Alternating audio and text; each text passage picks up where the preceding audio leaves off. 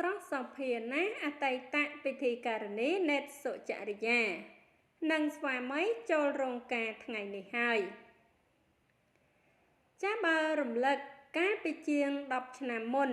មហាជននិយមទស្សនាកម្មវិធីកម្សាន្ត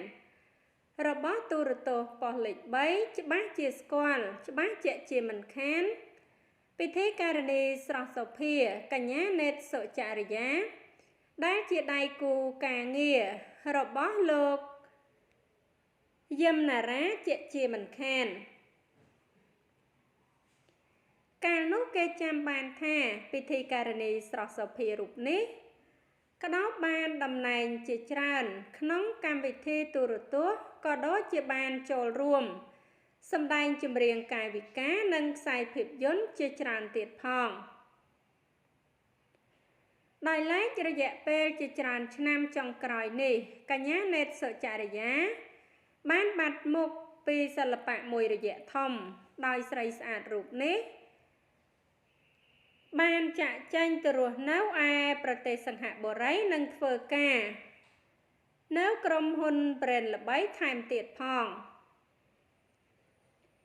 យ៉ាងណាមិញថ្មីនេះអ្នកគាំទ្រនិងមិត្តទាំងក្នុង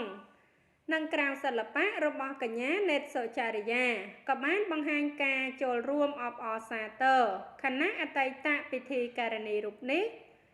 បានប្រាប់ពីដំណឹងល្អចិត្តចូលរោងការដោយឡែក